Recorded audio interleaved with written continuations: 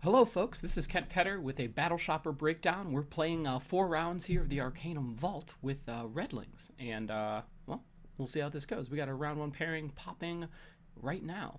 So what we're gonna do here, just talk through our matches here and try to give you an understanding of this top performing deck in Standard, just in case you are, maybe debating picking it up. And fantastic, it looks like we have a mirror. So hopefully we'll win the die roll. From here, we are looking for a reasonable curve of creatures, maybe into a Lasgar's. Let's see. Okay, I'm going to keep this hand. We'll get to play a turn 1 Crypt Dust for blood, and then we can go Ruby on the second. We can go 1 into 2. It's really important with these Crypt Dusts, by the way. It will only give you a shard that you do not have, so you want to play it early, your earliest possible. And keep that in mind, maybe if you're going to play something a little bit later, such like a, maybe you need like blood, start to use your Crypt Dusts to help maximize that. All right, looks like we're just going to match Death Seekers here.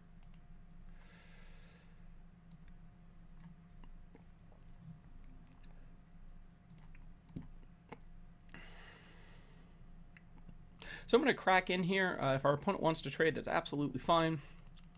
Give us a Lasgar trigger if they're... okay. Works for me. That does indicate to me that my opponent probably doesn't have a Lasgar's. But not 100% on that.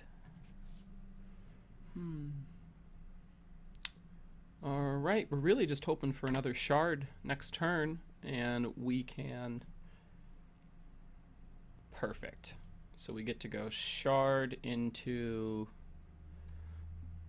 Motor Trike. It will set this up, and we get this attack in. So what's really great about how this is going to work out is our opponent will probably opt to block a Dreadling. We'll sack that Dreadling to the Lackey, basically preserving its damage.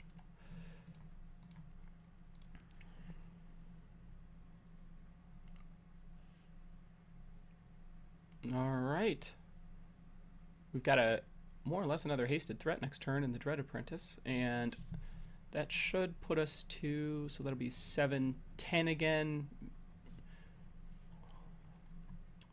Yeah, I feel like we're in the driver's seat for the match. The biggest way I feel like our opponent gets back into this, let's double check. So this is Valord. Is if they could sneak in a couple attacks and then maybe Lasgar's us first, but the Lackey opener is very, very strong. Let's see. Once we reach to the side or to the reserve stage, we're definitely going to be bringing in that 4th Lasgar's, and I think we access the Crackling Magmas, but I'm not 100% on that. I'd like the Magmas in the dedicated Dreadling decks, but this one is really just using it as a way to just cheapen your Lasgar's Vengeances. So definitely going to be a tight matchup. It's always very difficult to gauge when you're playing mirrors, but I think we're going to be in good shape here. Okay. So our opponent has, with this attack, we'll put their Lasgar's down to 5.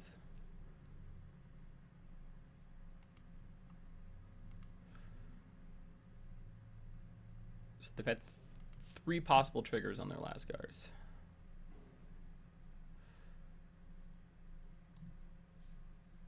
Yep. So I'm okay with putting out 1 more threat on the board into the expected Lasgar's Vengeance. We are going to present a blocker. So if our opponent wants to put in a creature, they have to do it with the understanding that they're probably going to lose it.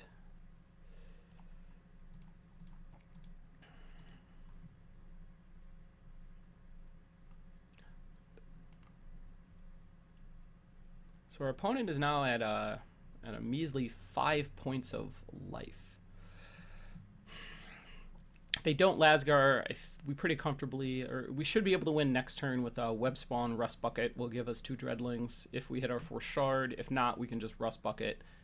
One of these will probably sneak in.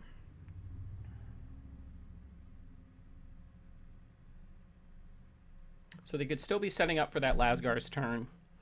If they go Rust Bucket Distractor here. Okay, so they're just cremating. Yeah. So it does look like we're going to be probably eating a sizable Lasgar's Vengeance on this turn.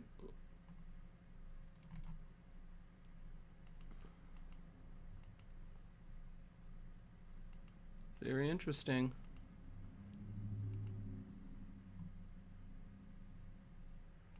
Absolutely.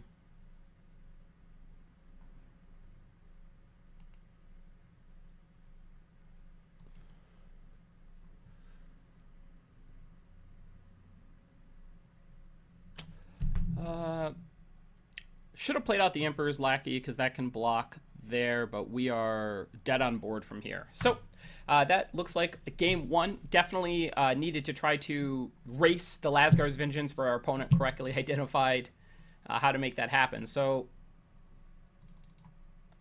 I feel like we're going to keep this fairly simple. We are attempting to maximize our Lasgar's Vengeance lines here.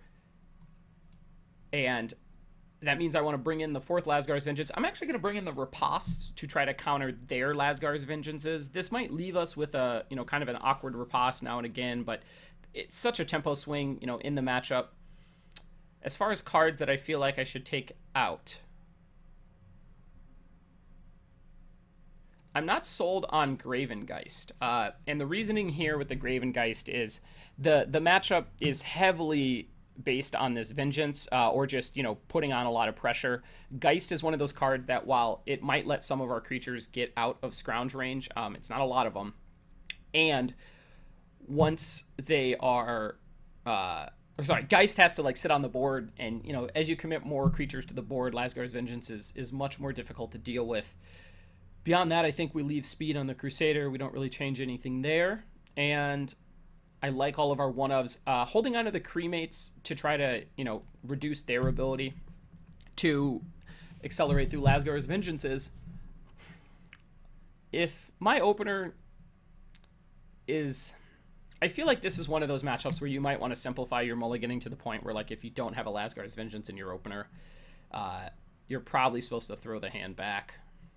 Okay, I don't have both colors of shards in my hand, so we're going to replace this. All right, we'll keep this. We have a turn 2 Lackey, try to cost reduce here. Probably get to cremate something on the 3.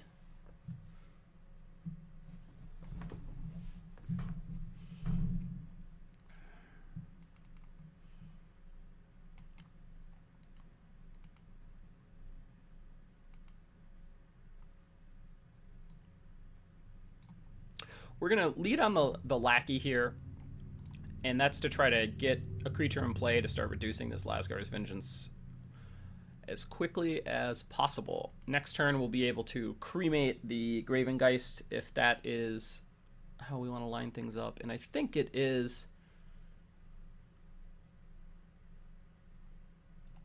That's a wonderful full art.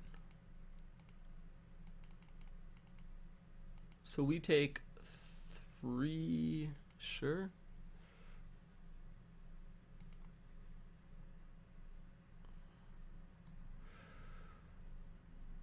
So with that drawn, I actually just want to put the Underworld Crusader in play and really much more in the business of getting some cost reductions here.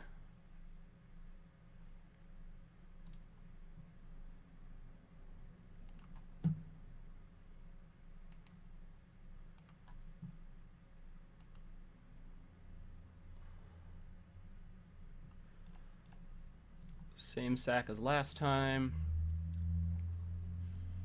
Deal 9 to our opponent.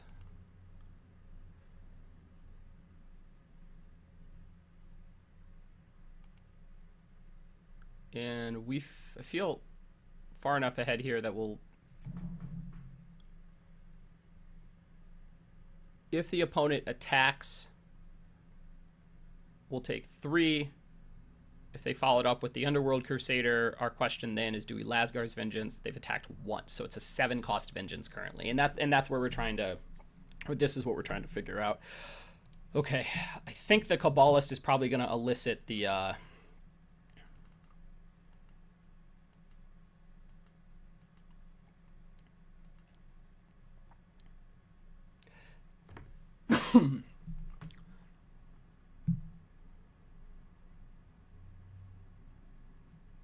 Yep.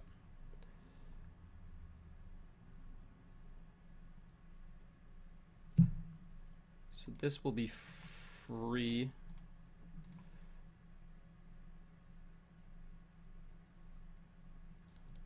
So what I have to consider here is if I want to if I cremate pre-combat, that'll let me attack with both of my. And last turn the opponent attacked with a good amount, so they are going to, yes.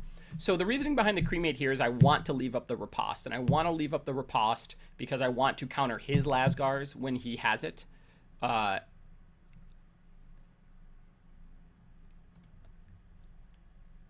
This also represents like we have, maybe more than we actually do. The question now is, do I play out this Necropolis coins? And I don't think I'm going to. Let's see. So we attack for 7.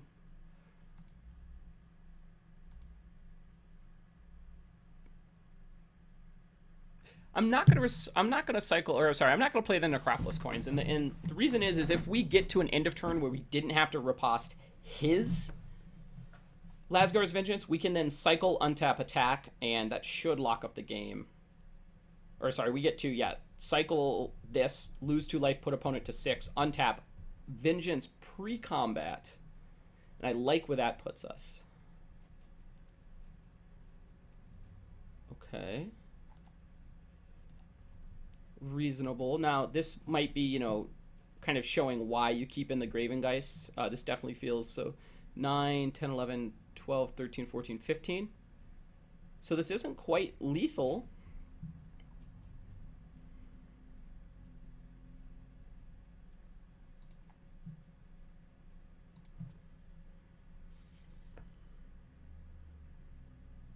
I understand now. I wonder how disappointed they're going to be if we riposte their post-combat Lasgars and then double Lasgars them. Okay, so we discard this. Put him to 6.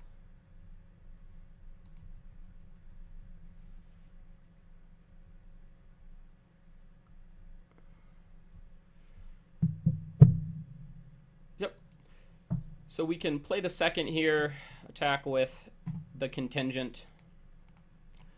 Then after combat, we get to Lasgar's Vengeance, their board state.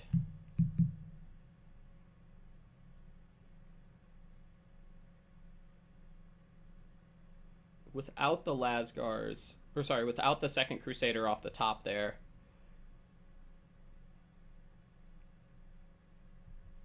our sequence feels like it is play a Death Seeker, attack with both of these, elicit block, sack Death Seeker here to keep it alive, kill this. This will then deal 4 here. Yep, yeah, that would also have worked. Without drawing this, we could have just attacked in, gotten the block, and then the Underworld Crusader trigger plus the Lasgar's Vengeance damage would have defeated our opponent. So we'll wait for our opponent to go to the blocks. Maybe they go, so they're going to go that direction. So that means I let them just take 4.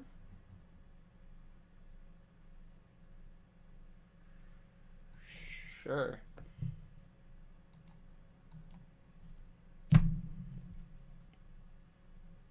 Okay. Looks like our opponent just didn't want to let us draw any cards there.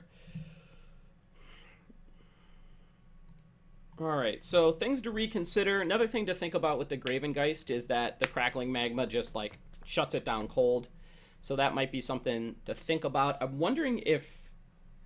No, definitely still want to keep in the Cremates because I think you want to blow up Wicked Web Spawn. That card feels like it produces a little bit of value, but The 1-for-1 is suspect.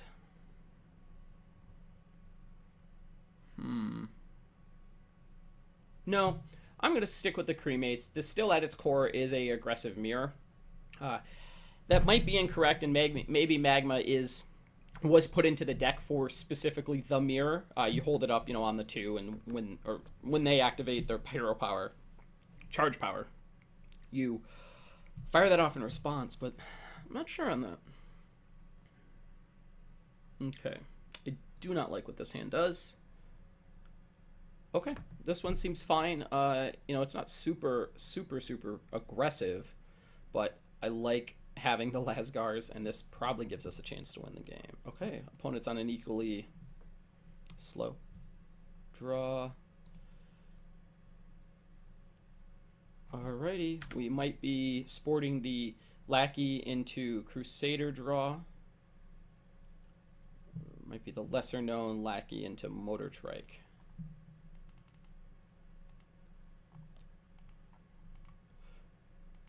With OP presenting web spawn, I'm actually going to go 1-2.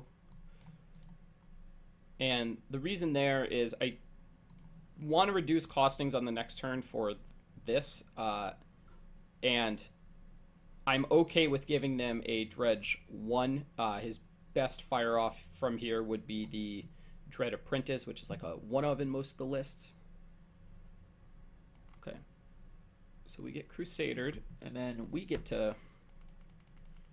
If we draw a Shard, we fire back with Crusader.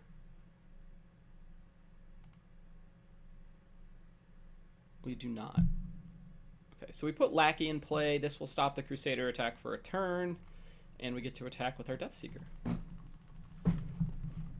And now we're just waiting on 3rd Shard. I think, once we draw it, we'll have a fairly easy attack here. If our opponent is not on the Lasgar's plan, I think we have a pretty nice chance to... if they don't have the Lasgar's, we have a chance, but they kept all 7, so... And they got double Ruby Shard. Okay. So now it's probably a Rustbuck follow-up. Cremate, eh? Yeah.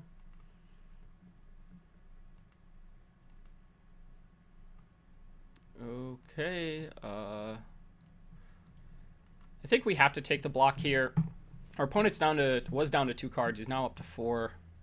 This just feels like a very, very tough situation to play from behind. Yeah.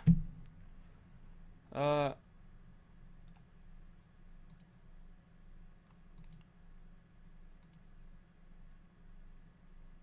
I want to scrounge here to not let the web spawn block?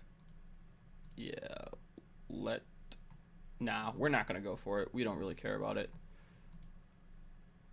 We are going to just play out the Rust Bucket. No scrounge, so if our opponent tries to attack him with the web spawn, we can stop that. If OP already has Lasgar's Vengeance ready to go, for those not in the know, this is what we're ranting about. I would not be surprised if opponent has a 0 cost. Well, I don't think it's 0 cost. 1, 2, 3, 4, 5, 6. 2 cost currently. Right?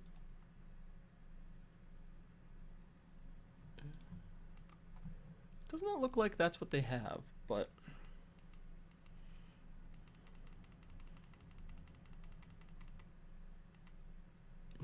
No, they could. They're just casting it for free.